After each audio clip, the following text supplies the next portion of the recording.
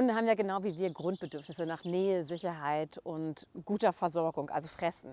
Aber es gibt noch mehr, was Hunde brauchen, um zu glücklichen und ja, ausgeglichenen Hunden zu werden. Und das ist tatsächlich einmal eine Aufgabe, ein Hobby.